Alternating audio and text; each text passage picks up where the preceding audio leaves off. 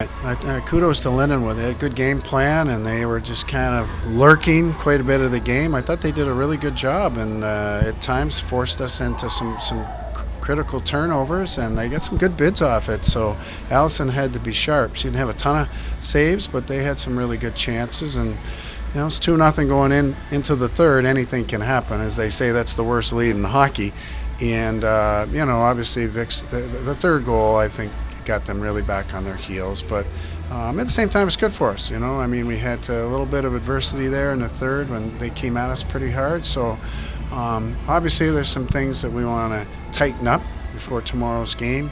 And but at the same time, I mean, it's we kind of bent a little bit at times, but we didn't break, and I thought we did what we had to do defensively, obviously. But Allison, nice shutout, and Vic, that's for a hat trick. That was great to see for her too. And so we'll need everybody to step up tomorrow because we obviously a huge task tomorrow afternoon. Nobody wants to double bye, but sometimes is it good not to have it so you get your legs under, you get the win, and you get to feel the tournament? Well, because we didn't get the bye, I guess we'll take the adage that it's good to be playing, and I think in some respects it was good for not so much there wasn't much special teams tonight, but just the little things, making plays under pressure, and having to adapt to maybe when they were sending 2 people. At one point they were sending 3 forwards, just having to adapt and make plays and just kind of getting a rhythm here. Just even the things, just your preparation. In the locker rooms where there's a lot of distractions with 6 teams here, and so just kind of getting into the groove, I think hopefully it's going to help us. Obviously, a year ago, I think we got in a pretty good groove, and so we're just, hopefully we can replicate things here, but one step at a time. A game tomorrow with a familiar foe, very familiar.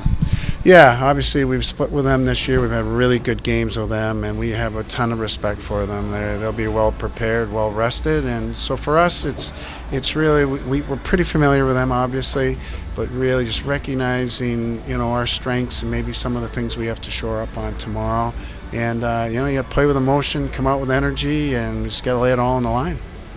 I think that we played really good in the first. We got a little bit sloppy at the end of the second, but we knew that we had to pick it up and capitalize on the small things, not make mistakes, and I think that we had a good game today, and it'll build momentum for tomorrow. Does it really help, playing this game, get the legs under, get the tournament feel for tomorrow? Honestly, I've never been here where we haven't played the first, in the quarterfinals, but I honestly think that it really does help. I really like playing a game on Thursday because I do feel like it gets our legs going and gives us a lot of momentum. So I've always kind of appreciated this game, and it kind of just sets the tone for the rest of the weekend. Hat-trick for you today. That's quite an accomplishment. Yeah, I've never gotten that before since I've been here, so that was pretty exciting. But thanks to my teammates as usual, getting the nice passes to me. And then tomorrow, a very, very familiar opponent. Yeah, I know that this year we lost to them 3 times, but we're fully capable of beating them, so we're just going to do our best and fight right to the last minute and every single second. I think we'll have a good outcome. Does last year's experience help this year?